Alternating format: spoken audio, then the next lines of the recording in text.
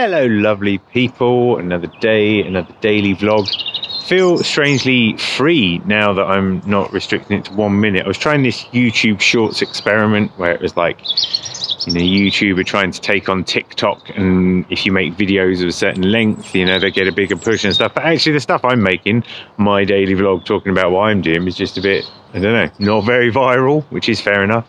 So now I'll just, I won't go over 5 minutes. I don't need to take up too much of your time, but I was really grateful for all the comments, thanks to Frosty's questions and stuff. And yeah, just this whole, sometimes you get people like, I've been Mr. X-Stitch for like 12 years now, and every now and again you would get somebody who'd be like, oh, can you tell us a bit more about your studio and all those sorts of things. And while there are many people who have lovely studios, my life has been that in the past, say, 8 years, I think we've moved house like 4 times as we've bounced our way up the country and stuff. So my studio, I don't have a studio. I sometimes have a tiny part of a bedroom, or at the moment I have part of a spare bedroom that also functions as a laundry drying space and just general storage facility, that if I'm ever doing a video, and I need a backdrop, I have to like move all that stuff out of the view of the camera.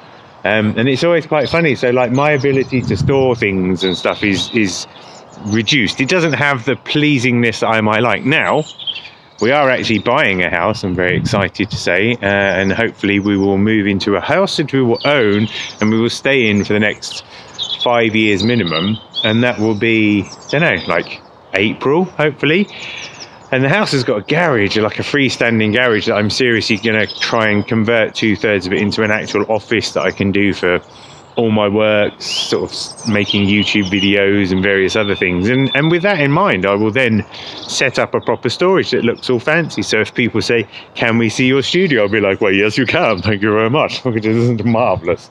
But for now, a lot of my storage is boxes in the garage. Like, I've got quite a lot of Ada fabric, thanks to a great relationship with Zweigart. Love those guys. But yeah, most of it just sits in the garage. And then I only recently got a couple of boxes of threads out because I did the thing on the telly the other week. But most of it, yeah, has. And, there's been no need to get it out, really. So a lot of it just stays there.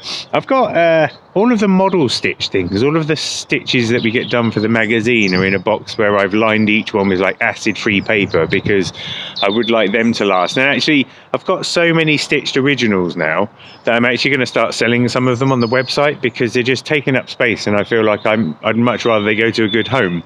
So I'm going to keep the ones that are my particular favourites, but generally speaking, a lot of the designs that I get stitched up will be sold. So, if you've got any favourites in the magazines and you think, oh, I haven't really got the time to make that myself, but it'll make a perfect piece of art, then let me know. I might let you have it for a price, obviously.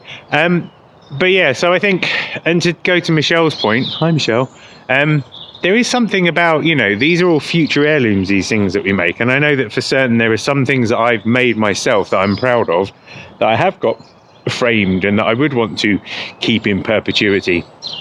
I've got a lot of stuff that is just like laying flat in boxes, and I'm like, well, if it lives, it lives. If it dies, it dies.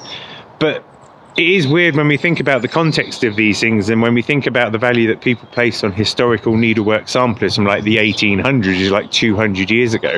There's no reason why any of our work shouldn't last for 200 years. So maybe we should be a bit more careful with what we do.